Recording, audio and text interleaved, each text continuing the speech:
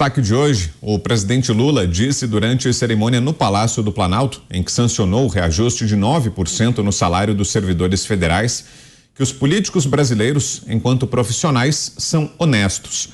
Na avaliação de Lula, a mania de desacreditar da política levou à eleição do ex-presidente Jânio Quadros, que chegou ao cargo defendendo varrer a corrupção e acabou renunciando, e também à ascensão de Jair Bolsonaro. Abre aspas para o presidente Lula.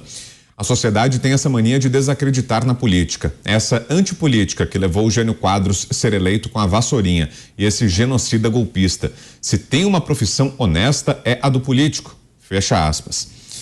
Segundo Lula, a política é a única profissão que tem concurso público a cada 4 anos, sendo necessária uma nova aprovação para que seja eleito. Você, Zé?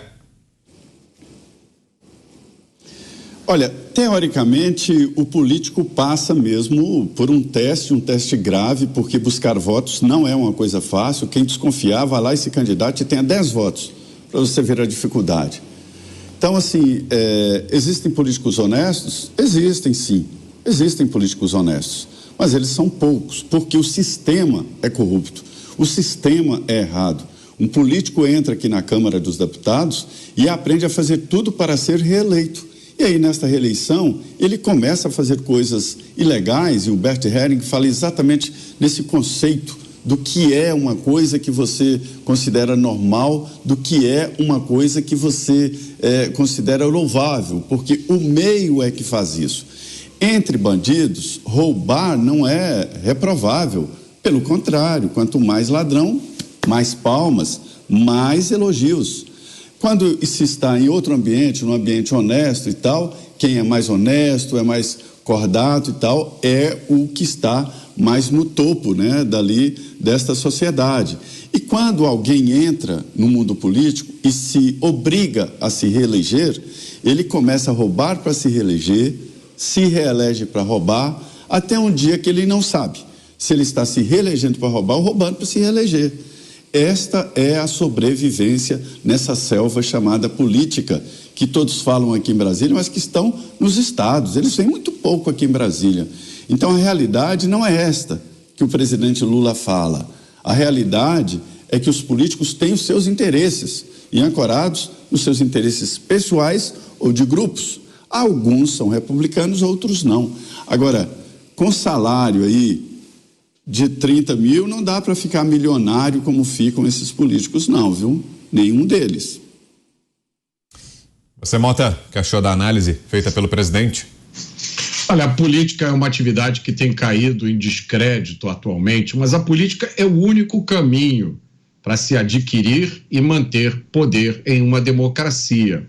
A política, como tudo na vida, tem aspectos bons e aspectos ruins. A credibilidade e o prestígio dos políticos depende da cultura, da atitude que predomina entre eles. No Brasil, a gente tem a impressão de que a maioria dos que entram para a política entram para conseguir benefícios para eles mesmos, entram na política para enriquecer. O político, ele não faz um concurso público como faz a maioria dos servidores públicos, né? Um concurso onde você tem primeiro que mostrar as suas certificações, os seus diplomas, depois você faz uma prova muito difícil. O concurso do qual o político participa é outro, é um concurso de popularidade.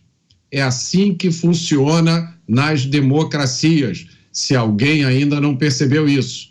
Nesse concurso de popularidade não importam competência, conhecimento, experiência ou muito menos caráter. Basta conseguir um número de votos suficientes e qualquer um mesmo, pode ser até presidente da República. Seguido esse raciocínio, você está numa posição privilegiada hoje, hein, Dantas? Você que está aí no Congresso Nacional, perto dos políticos, está cercado de gente honesta. Pode então, ficar, né, com o celular na mão. A gente aqui na Paulista não dá. Isso é verdade. Eu só venho com o celular, deixo a carteira em casa. Olha, tirando a piada, para além da piada, é uma piada, na verdade, o que o Lula está falando, né? Vindo de Lula, a política, ela não é um meio que favoreça a honestidade, muito pelo contrário. Aqui, olha, o Congresso Nacional é uma casa de lobby. Aqui se organizam grandes empresas, grandes grupos, setores que vêm pressionar para a construção de leis que respondam aos seus interesses. A Lava Jato, no seu momento, mostrou que essa relação ela se tornou promíscua demais. Por quê? Porque os políticos passaram não só a atuar sob pressão, mas sobre financiamento. Então, o que se teve durante anos e anos e anos a fio aqui no Congresso foi a aprovação de leis financiadas com propina. Não há nada mais antidemocrático do que isso. Infelizmente, nós tivemos um recuo em relação a tudo que se descobriu. Por quê? Porque o sistema, naturalmente, reagiu. E aí reagiu com a seguinte narrativa: olha, estão criminalizando a política. Não, senhores. Quem criminalizou a atividade política foram os senhores. Na verdade, esses políticos, ao cederem às suas ambições, ao fazerem negociatas com empresários, com grandes empresários, ao utilizarem da máquina pública para os seus próprios interesses e benefícios, eles deturparam a democracia. É essa a grande missão que a sociedade tem. É uma missão hercúlea. Por quê?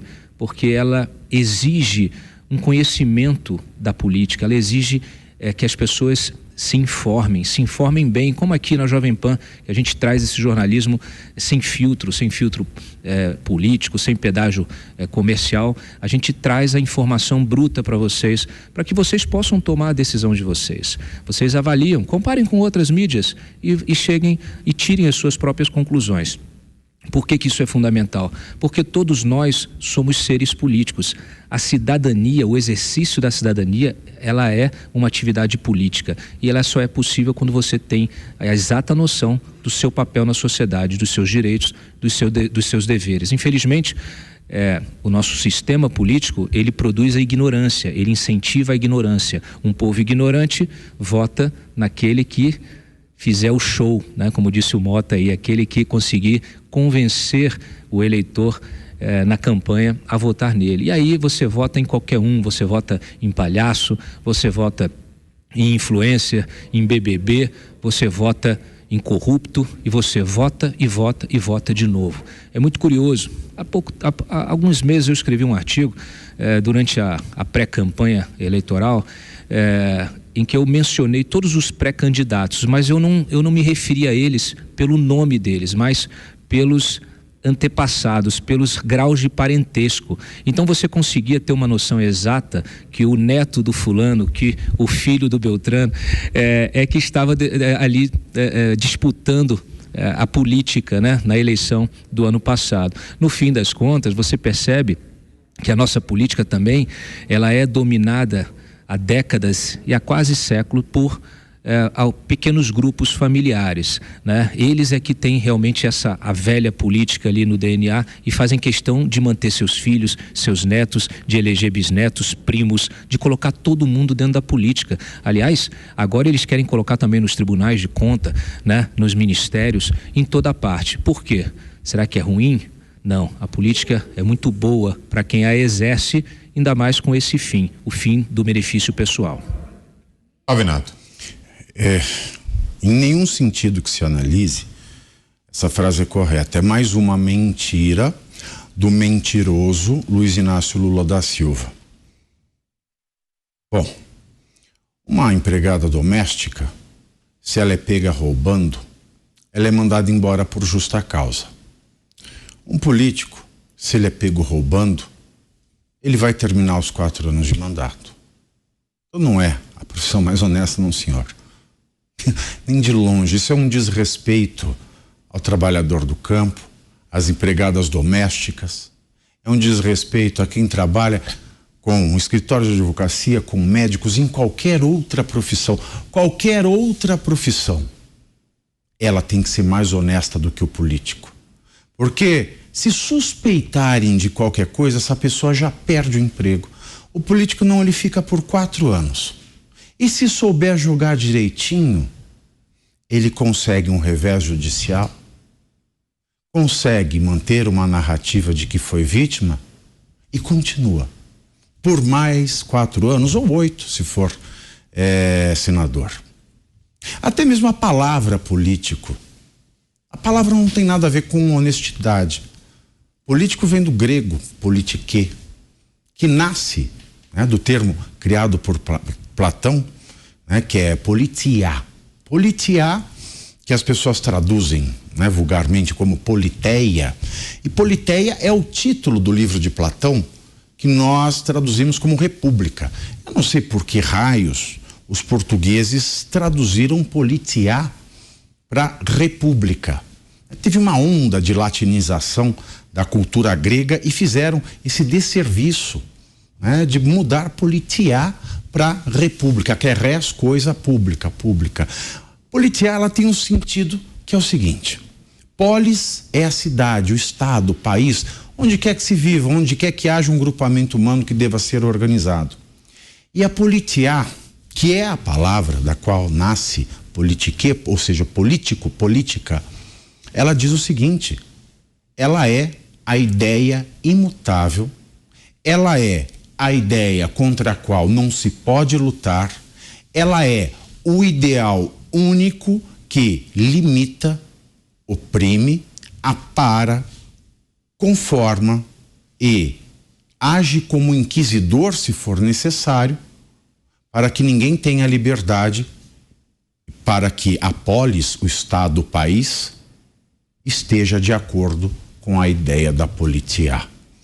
Não faz sentido nenhum, como a maioria das coisas que fala ou tem falado ultimamente Luiz Inácio Lula da Silva.